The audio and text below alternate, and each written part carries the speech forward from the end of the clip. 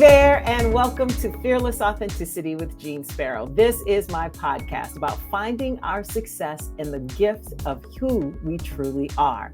Now, these are conversations with people who know what that looks and feels like and what they've been through to get there, in the hopes that it inspires you to pursue your passions, make your dreams come true, and serve the world in the way that you were truly created to serve. Now, as I always say, I hope this gets deep because that's where we find the good stuff, but don't ever get it twisted. This is also about the fun of life, because if it ain't fun, it ain't worth doing. So let's be brave, be free, be you together.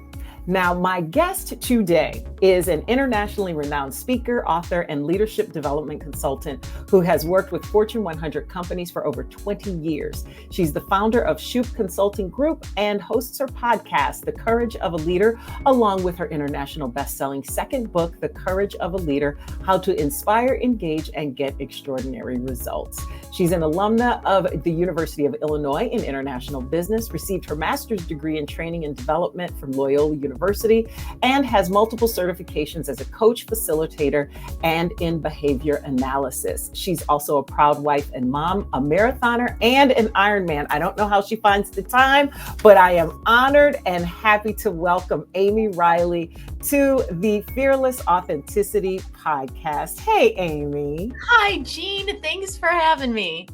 Thank you for doing this. Thank you for finding the time, ma'am. I don't know how you do it. I do like to be busy.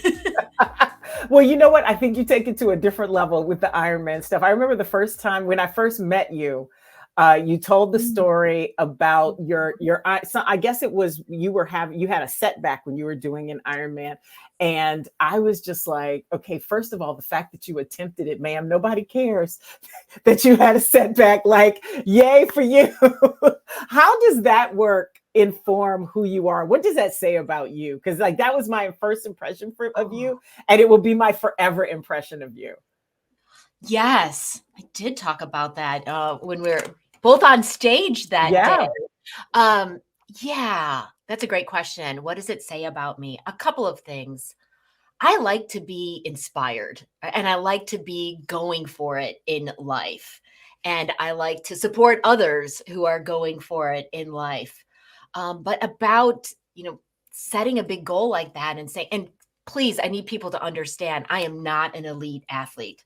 I am, at most races I show up, I'm middle to back of the pack, right? But I do say we're ready for what we're trained for. And when you put yourself on a journey, like saying, I'm going to do an Ironman race, which took me all day long to do, you are setting yourself on a journey of learnings and setbacks and accomplishments and breakthroughs. And I like to be on that journey. It makes me feel alive, and it mimics life.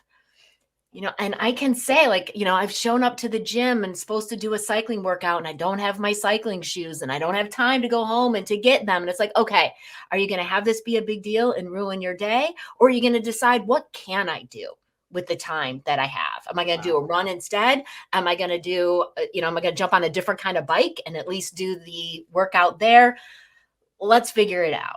Wow. Because I think we all think that when somebody's an Ironman that they are an elite athlete, but there are a lot of people who do triathlons and Ironman who are just people who have that stick-to-itiveness. Love that. Now, when we talked on your podcast, that was last year, wasn't it? Yeah. Okay. Yeah. So we found a lot of common threads in our work, which I really loved. And things that you talk about in your book as well completely resonate for me with Fearless Authenticity. And we both know that successful people get to their goals through having courage. And so, and your whole work is around courage. I even see it over your shoulder. Yes. What do you think is so essential about having courage as a good leader? Yes, I think so first of all, I think about courage as not bravery. It's the willingness to step forward when there is doubt and fear and big things at stake, right? It's not the absence of fear or self-doubt or any of that. And often it takes a commitment bigger than ourselves to have us step through that doubt and that fear and show up courageously. Agreed. Yeah, yeah. And I have distinguished in observing and working with leaders at all levels over more than a couple decades, realizing that every time I was inspired or impressed by a leader, they were demonstrating courage in some way. And I started cataloging that in my mind and on paper and came up with the courage of a leader 4 pillars. Mm-hmm. The courage to be authentically you, to show up like you, your style, owning your strengths, the courage to say what needs to be said. That one gets nods when I say that in front of a group, because everyone can remember a time that a leader didn't step up and say what needed to be said. Like either didn't take the business in a new direction, or didn't stand up for that team member, or didn't support someone. The courage to trust the legacy, which is your legacy, the purpose of your leadership, knowing what that is and trusting that to guide your days and your work. And then the courage to be bold and create the extraordinary. It is so easy, Jeanne, and I fall victim to it all the time, that I'm just responding to my various inboxes and I'm just busy, rather than what is it that I really want to create? And am I taking the steps that are going to lead me there? Yep. And prioritizing them too, because it's so easy to respond to things all the time and let that guide your day, as opposed to choosing your path. I want to start with the first pillar, because that's the thing we have the most in common. I think, even though all the other stuff I think flows from that first one. When you talk about the importance of authenticity in leadership, how do you define that? And when I say, and because it already sounds like you've answered this question, because I was going to ask you what when I say the words fearless authenticity, what do they mean to you? But I think you just outlined it in your 4 pillars too, when it comes to and that piece about doing, not being that it's not the absence of fear, because I think we always have to push through it or acknowledge it and work with it. Because I even tell that to people about fearless authenticity. I'm like, I don't mean no fear. I just mean doing it anyway. But what do you think is so important about authenticity in leadership? Because it is your first pillar, so I'm assuming it's foundational for you. Yeah, absolutely. And love talking about this with you in particular. I believe in strengths-based leadership. So I'll start there, because I think that we are our most powerful, valuable version of ourselves when we are leaning into our strengths. So first, authentically knowing what are those strengths, what are those gifts, owning those, leaning into those, intentionally leveraging them, right? And then building upon that, what's my style? What's my communication style? What are my go-tos? Now, we also want to have situational leadership, which is adjusting to the people and the environment and the variables. What's going on? Is this highly contentious? Is this a group that likes to debate? Where are we at? But knowing that even in making some modifications to our style, it's still inside of a range that feels authentic. It's still genuine. It feels like us. Because I think we can tell when someone is seemingly saying and doing all of the right things, but we don't feel it. We don't believe it, right? The belief and the behavior is not lining up. Agreed. That 100%. Because, I tell people so much, there's so much of our communication that is unintentional, right? And so if you get your personal intentions right, then whatever it is that you are communicating to people will be consistent with the words you say. But a lot of times the things we really think and believe don't always match the things that come out of our mouths, because like pillar number 2, we don't always say what needs to be said because we're scared to, because we don't think it's going to be received well. I mean, there's a lot of reasons why people don't do the things they need to do, but don't realize that those are the reasons why things aren't working out. That's the craziest piece. Yes, they're not aware. Right. Which is, I really love you brought the word intentional into this conversation. It's one of my favorite things to hear when a leader is complete with is wrapping up a leadership development program and they're like, Amy, I'm a more intentional leader. I'm like, yes. Yes. Yes. Yeah. What do you think? Well, you know what? I want to take a step back before I ask that question. What is your process for drawing that out of people, helping them discover? Because I find that, I don't know if you find this in the work that you're doing as often, because I think it also depends on where you are in your journey and how you're approaching it.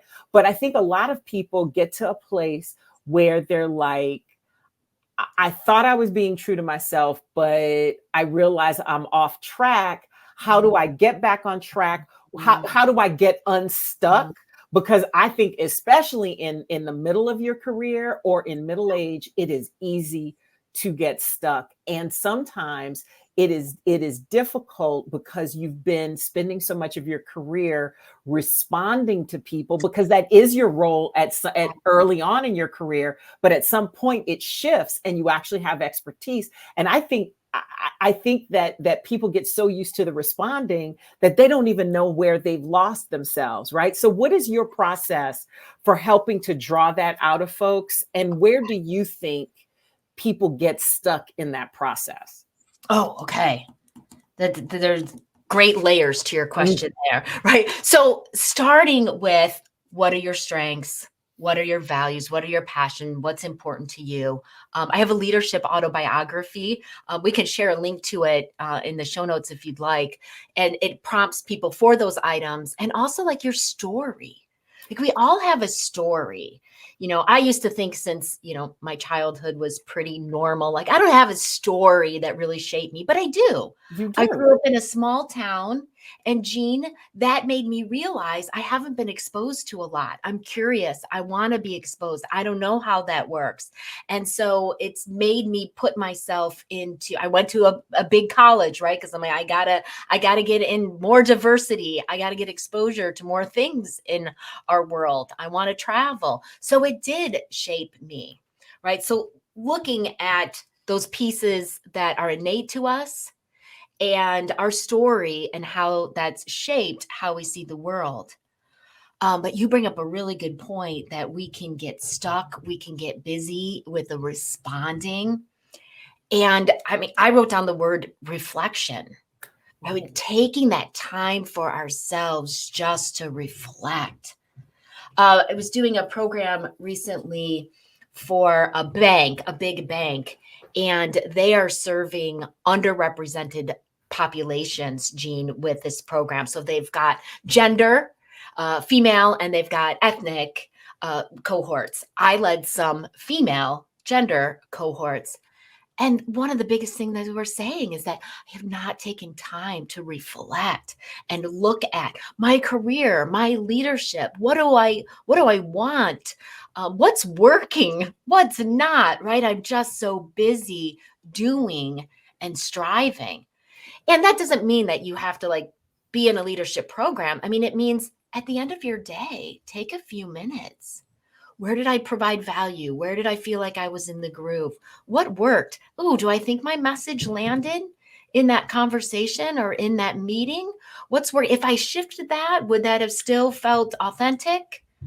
Right? And giving ourselves credit for what did work during the day. Do you feel like, especially given the fact that you were doing this program with women, do you feel like as women leaders, that women as leaders often neglect themselves and that moment of reflection in an effort to, because I feel like there's a different way sometimes for women to lead than men. And I'm not saying one is better than the other or what have you, but I think we have some habits, kind of by and large, especially if they're, if you have children. Oh, wow, my screen is making nice little things. But especially if you have something there, Jeanne. Right? But especially if you have children and you're married and you are trying to find, some harmonious connection between all these things that you are.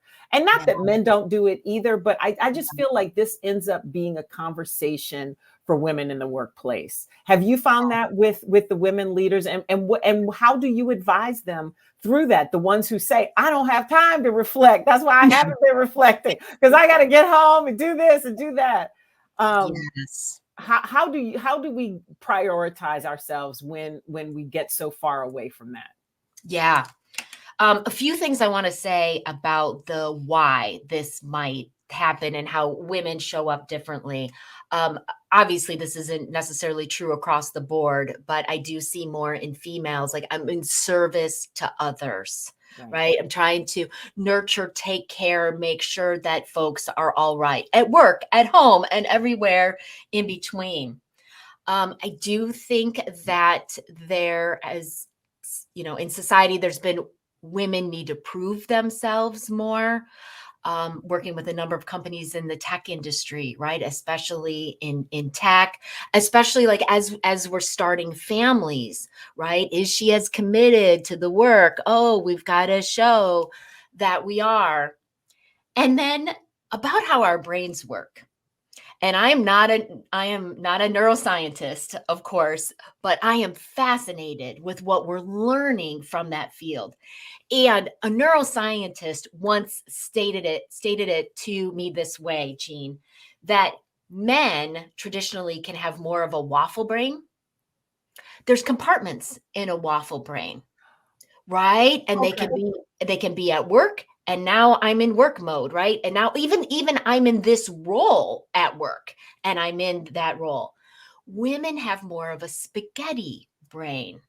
Traditionally, we're making the ties between this and the relationships and the whatever, right? Which I think like it gives us a lot more to think about. And creating those relationships. And the thing I'm also thinking about in that is the fact that that men get the luxury of having like, that's the first thing that popped into my head, is like, you get the luxury of having that waffle brain. Because I think our culture, waffle, right? right. Let me waffle for a little bit, right? Because I think our culture expects one thing of us, and we actually acquiesce to those expectations, either because we were raised to do that, because that's what we saw, or that's what people have actually explicitly told us. And so, how, it's like giving ourselves permission to change how we think, or to make the most out of the way we think. That's kind of where I'm going with that. I don't know. Yeah. No, I think that's it. I'm forgetting the second part of the question, Jeanne. Where do people usually get stuck, girl? Because wait, I was so in the waffle spaghetti brain. I was like, wait a minute, what was it? Where do you think people get stuck the most, and especially in the process? Because I think it's kind of obvious how we get stuck when we're trying to make transitions, because making transitions are difficult. But when we are trying to work our way through it, you can kind of get stuck in that moment. How, so where do people get stuck when they're trying to make these discoveries about how to get to the next level, and then how do they break through that? Yeah. I think we can get stuck thinking that we need a complete overhaul, right? Or we're trying to change 27 things at once. And so I find myself often asking, what's the next step? What would be the next step? And then sometimes it's like, it's overwhelming. Like, I don't know what's going to work. Like, I don't know how to operate in this new way, or like I've got stakeholders that I've got to have different kinds of relationships with. What's going to work? And we feel like we got to know up front how all of that is going to play out, and how we're going to engage and do it the most effective way. Well, just get started. Take a step or two, and then you get your next level of data, which includes your thoughts and feelings and reactions about how it went. Feelings are data. I know that freaks some people out, right? But I love it. Right, like, that's information for you, how you feel about it, how you felt in the moment. Of course, when we're doing new things, we're going to have some discomfort, but does something really not feel like us? It doesn't feel like, ooh, that's not going to be my authentic way for the long term. I tried that, and that wasn't a great way for me to connect with that leader or that influencer in another group. I don't know. I just started making up stakeholder management here as an example to talk about it. But that cycle of reflection and action, and knowing that you're going to work your way to the solutions, the behaviors that work for you. If you're doing something brand new, you're not expected to know how to do it in a moment.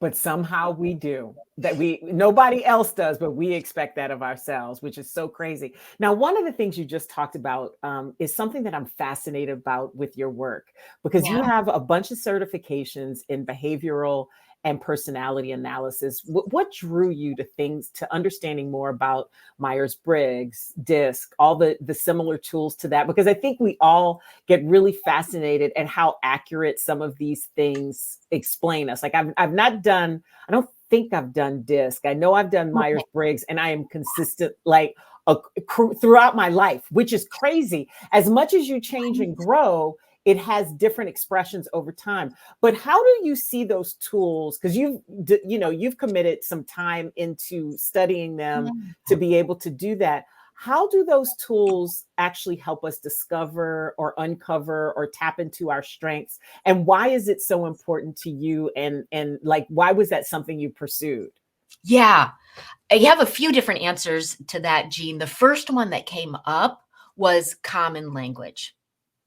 I love doing an assessment in a team, right? And so you've done Myers-Briggs, right? If you can say, I have a preference for extroversion, I have a preference for introversion, and you've got a common language about how that might mean, you might naturally want to show up differently. Right? And how can you make the other person comfortable? How can you meet in the middle? How can you not misunderstand the way that the other person is operating? Because when it's our natural preference, that is what makes sense to us.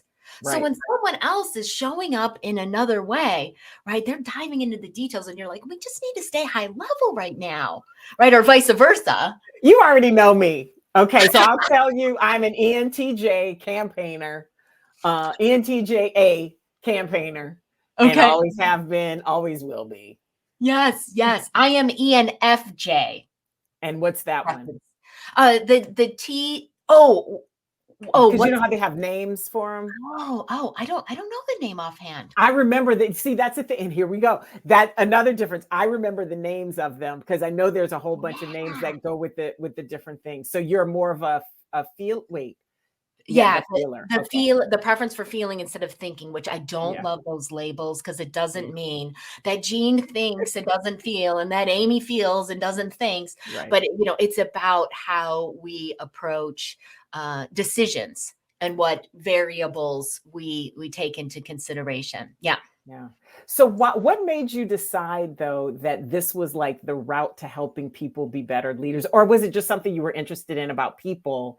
I'm just fascinated because I'm fascinated by these tools, and I can see how they're helpful and use, especially in the context. I never thought about them in terms of team building, but it makes perfect sense. It didn't dawn on me because I think about it, I guess, as a typical extrovert, whatever I think about in terms of me. But and then they're fun to learn about ourselves and. Right. Yeah. But in terms of learning about other people, it really makes sense. Was that the main reason why you pursued doing that? Or did you have an experience with it? That I think the first entree was observing teams and, having a relationship with this person, having a relationship with this person, they're misunderstanding each other. And I'm like, oh, it's just style differences. You two are just approaching this and thinking about this in different ways. You both are very well intentioned. You have a ton of common ground here. You're just not seeing it. Right. And then having some exposure to those kinds of assessments, and then, realizing, hey, if we bring this in to each leader's own self-awareness, right? And then understanding, like once you understand the tool.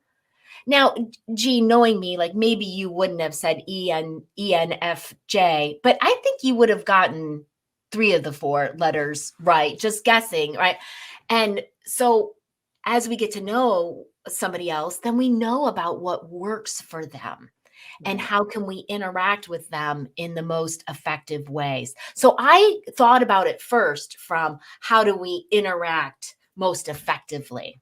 But there Right. is certainly that value to being more aware of how I tend to operate and what kind of impact that has, how that might be interpreted by others, and how might I want to shift that to some degree in different situations. That is a really cool way of looking at it. I love that. How did you decide that what you're doing now is what you were meant to do? That it's the thing for you? Was there like a turning point moment? Because I know there was a before consulting, Yes. and now you are in the consulting piece and the speaking and being an author. But when did you know that that was the path for you? Yeah. Were you loving what you did before and just knew that there had to be a change, or what Yeah. was that? I was not loving what I was doing before. And I'm talking going back to initial working years. Yeah, I felt like my first few jobs were good, but it didn't feel like, this is Amy in her place of genius. I probably didn't even know that phrase back then. Here was a turning point for me.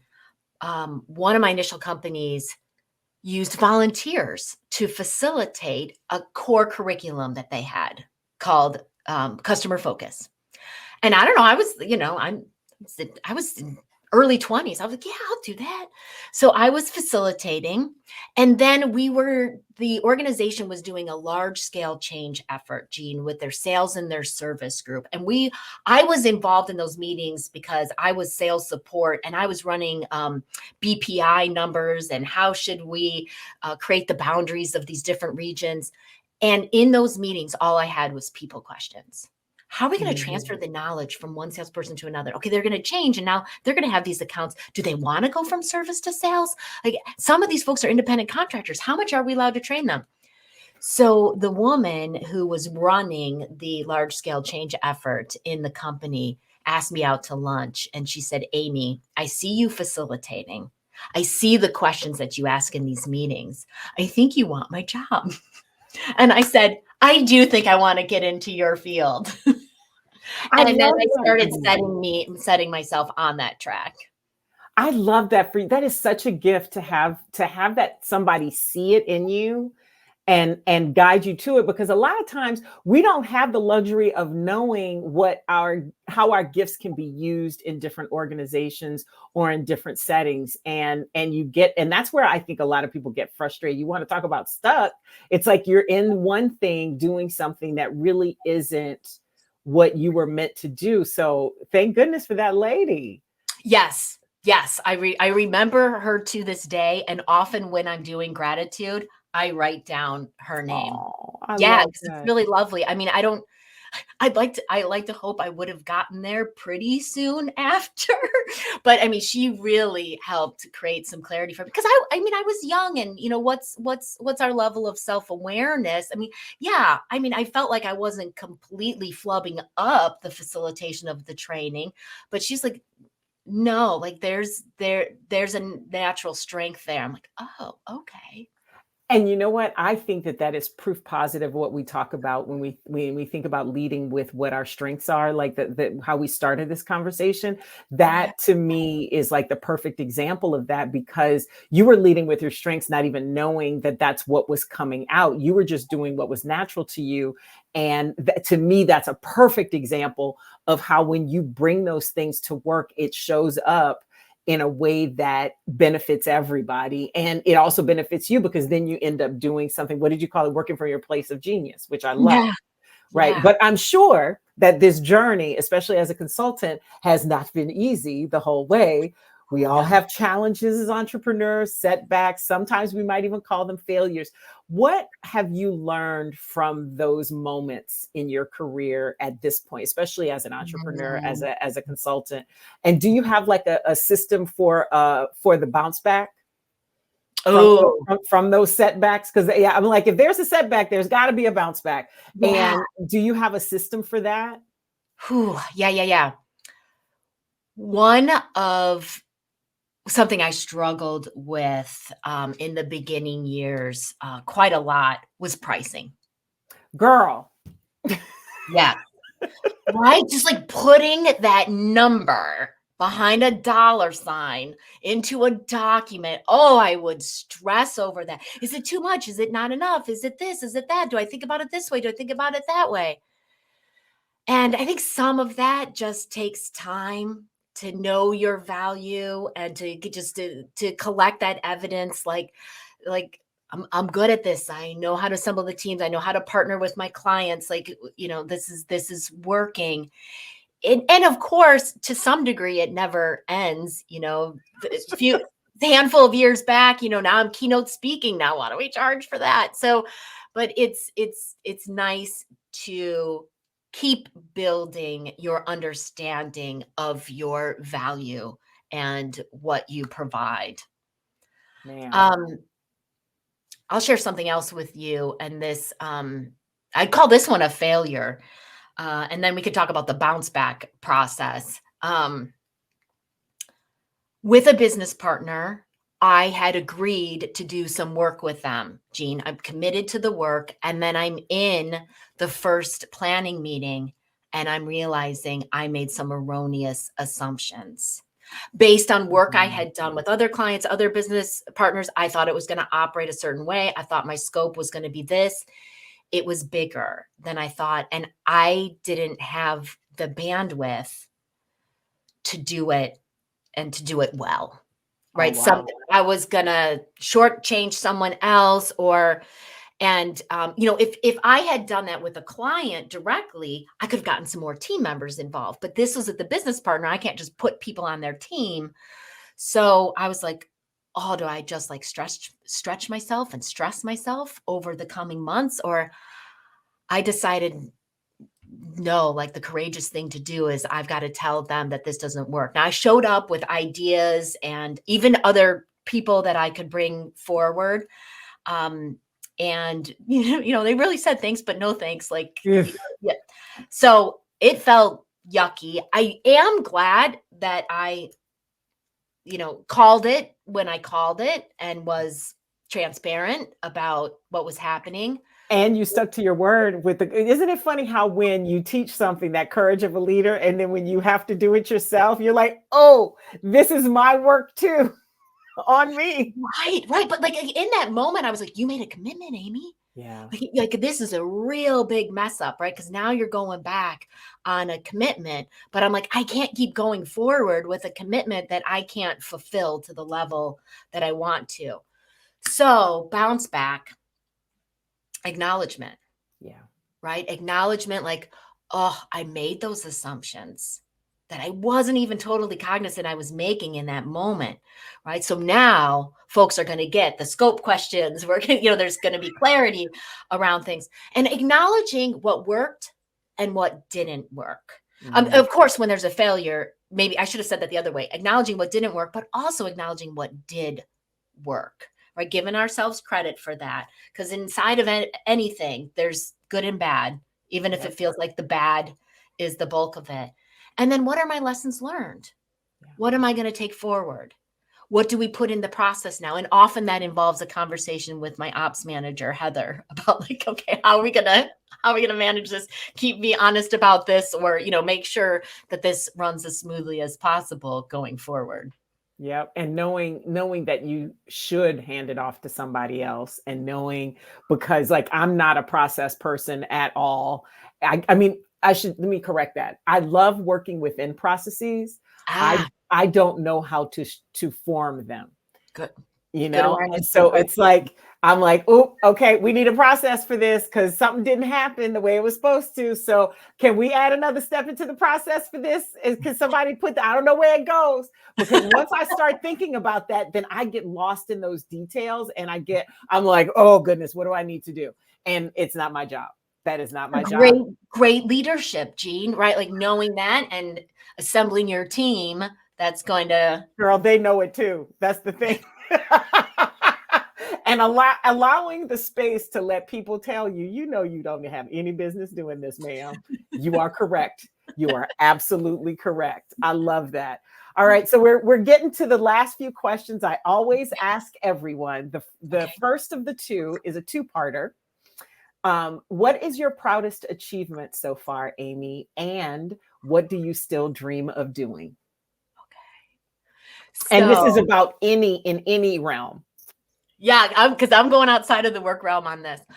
I completed a 100-mile running race on my 50th birthday.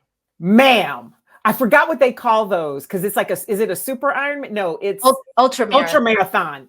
Yeah. Oh my gosh. 100 miles. I mean, that took courage to step up to that start line because is my stomach going to do this? Are my feet going to do this? Like, is my body going to do this? Like, what's going to happen? I'm going to be freaked out, hallucinating overnight. Like, and it gives me goosebumps to talk about it. And and a lot of support. Yeah. My daughter paced me from mile 65 to 76 and until 4 a.m. Paced me. I mean, she was just. Well, because she's young and what have you, but she did it for her mother. Oh my gosh, Amy, congratulations, girl. Yeah. That's insane. I didn't know you were an ultra marathoner too. Like, sis. That's extreme. I just want to put that in there. It's a little bit unreasonable. And again, we're ready for what we trained for. Right. If you had told me when my foot was on that start line, if you had told me run your fastest 5K, I would have said, can't do it. I got slow twitch muscles going on right now. And then something I dream about doing, there is a race. It's often called backyard for some reason, or last person standing. There are these races where you will do a loop. Many of them are about 4-mile loop. You'll do a 4-mile loop per hour. And when you're done with the 4 miles, you wait until the hour is up, and then everybody starts the next loop together. And the winner of the race is the last person standing. Ma'am. So I don't know that I could ever win one. Maybe some small, some remote city somewhere. But I would love to be ready to like make a real run at that and feel like I'm with this, with this community and doing this, because that becomes a community. I've listened to my favorite elite runners talk about how they do that. And then like you're in it together, right? And you're like supporting each other, finish another loop. Wow. You know what? And here's the thing. If I ran into you at the Whole Foods, I would not think that you were an ultra marathoner. Like you don't seem like you have that crazy thing in your head. That's so judgy. And that's so judgy of me. Forgive me. But you know what I'm saying? Like it takes a special kind of person to commit to that kind of stuff. And it just, I mean, man. Yeah. You seem completely like my girlfriend that I would have some wine with, not my girlfriend who would try to drag me to an ultra marathon. I could do that. And I'm not signed up for one of these all the time. Right. Right. Like it's like, I get inspired about a certain event or challenge. I love that for you. Like the fact that you keep finding them, I think is kind of testament to the work that you do as well. So there's that. There's that piece of consistency. All right. My final question I always ask everyone: when do you feel that you are at your best, truest, most authentic expression of you? I'm feeling that right now, Jeanne. Good. In talking with you. Yeah. I mean, I am lucky to be able to say that it's when I'm doing the work that I'm doing. I feel really alive and present when I'm sitting across from a leader and they're telling me what's at stake, right? What they want to create and what they see as getting in their way. And I'm really there for that exploration of what's going to work for them. And I think that's something that people in my industry have to be careful of. Like, okay, I've heard of a couple of leaders in tech industry, and this is the solution that worked for them. So this is the solution that's going to work for you right here, right now, because there's enough similarities. No, I mean, it could be an idea that I throw out, but we got to talk through what's going to work for that other person. So like in that exploration, and when the other person is there with you, coachable, open, looking for it, that's awesome, right? Because that's getting people steps closer to, being their most powerful, effective selves. And that's what your gift is giving that to them. Thank you so much, Amy Riley.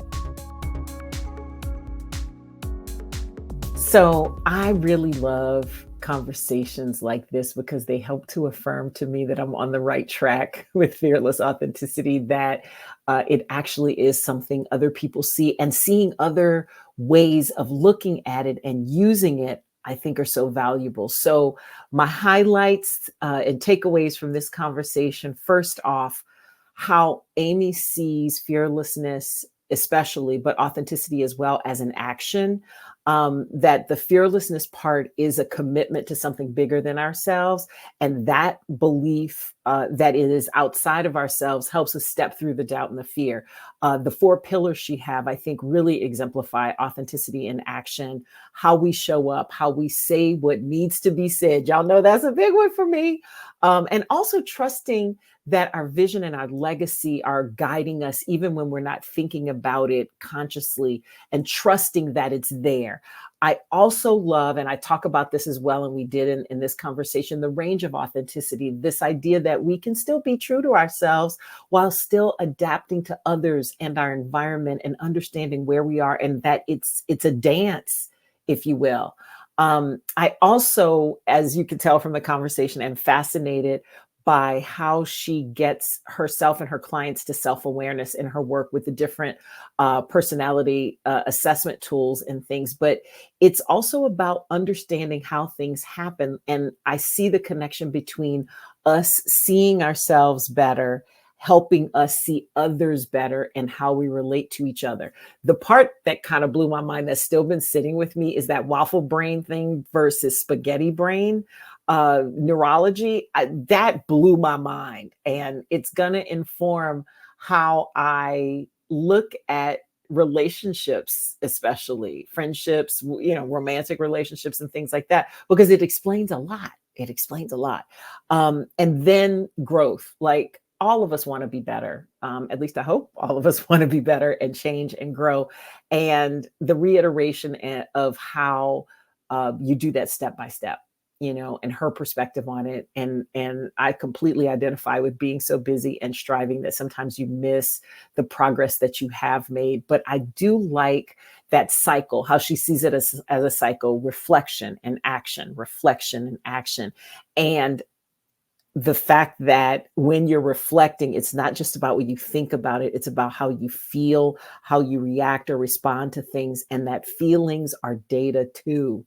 Ooh, that one hit so hard. So thank you, Amy, for how you see people, how you help them do their work better and relate to each other better. Please check out Amy's book. It's called The Courage of a Leader: How to Inspire, Engage, and Get Extraordinary Results. You'll find it wherever you get your books, and you can also find it at courageofaleader.com.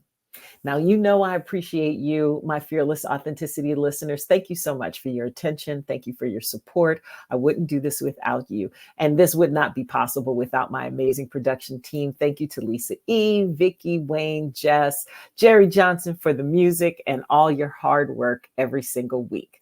Please rate, review, download, subscribe, share, do something with this episode anywhere you get your podcasts, including on YouTube. It really does help us to spread the word about fearless authenticity. And if you want to know when the new drops are happening, when you want to know anything that's happening with fearless authenticity and what I'm doing and anything new that's coming up, please join my community by signing up for the newsletter at fearlessauthenticity.com. You can also follow me on social media for the same information at Ms. Jeanne Sparrow on YouTube, Facebook, and TikTok, at JM Sparrow on Instagram and X, formerly known as Twitter.